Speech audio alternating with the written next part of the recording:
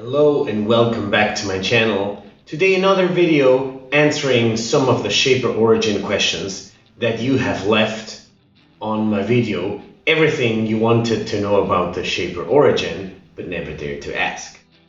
And today I want to address a question from Arsene.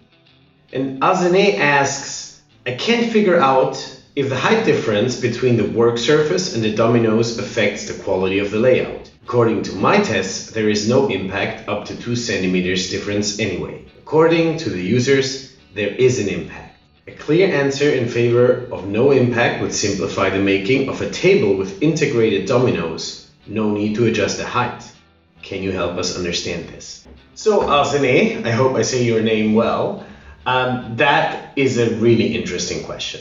Because up until I read it, I hadn't even thought about what it means if the shaper tape doesn't have to be on the same level than the workpiece and the shaper origin. So to illustrate this, imagine this is your workpiece, like small version of it. You have the dominoes here. Normally you would put here your shaper origin and cut on the same plane, so coplanar. Can you have this plane here higher? Could you, for instance, put this piece here and use those shaper tapes that are lower, put the shaper origin here and cut at the same quality?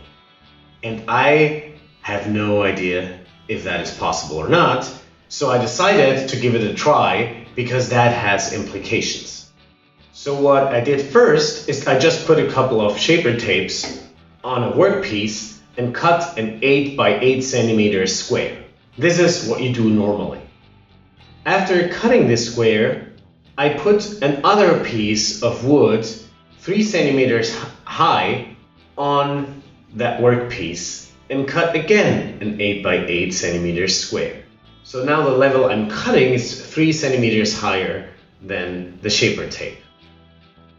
And what I did then is I did another round and added yet another 3 centimeters piece. And so this time I was cutting 6 centimeters higher than the shaper tape. And as you can see here, side by side, these are the 3 squares that were cut.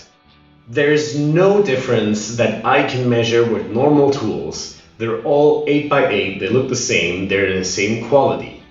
So that was astonishing to me. I always thought it has to be at the same level, but apparently that's not the case.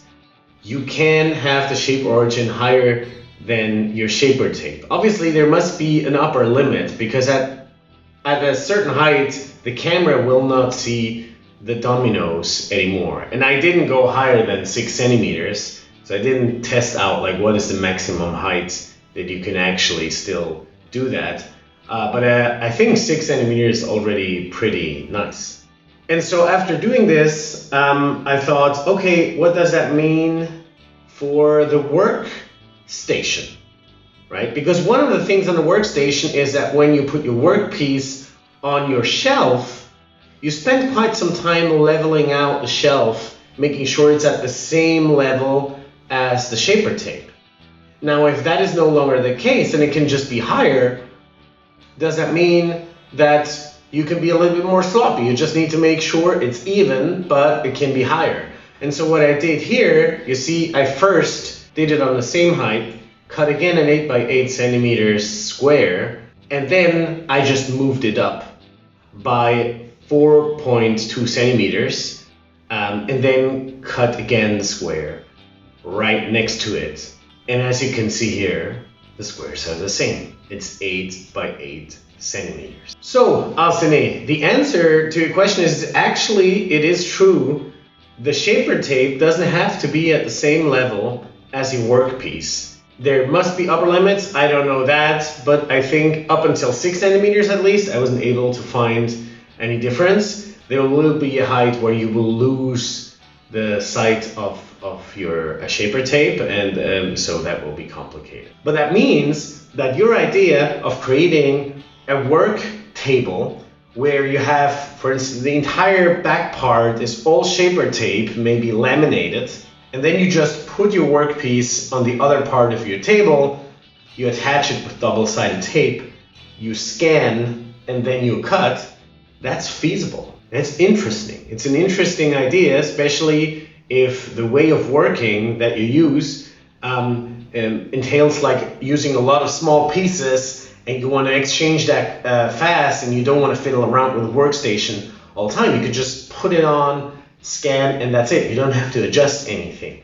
Thanks, Azane, for the question. That was super helpful, and I think that I'm going to use that technique in the future too. So it's really exciting to see that through your questions I learn too, and we all can learn together. That's it for this video. I hope you liked it. If you did, thumbs up, subscribe to my channel, and see you around.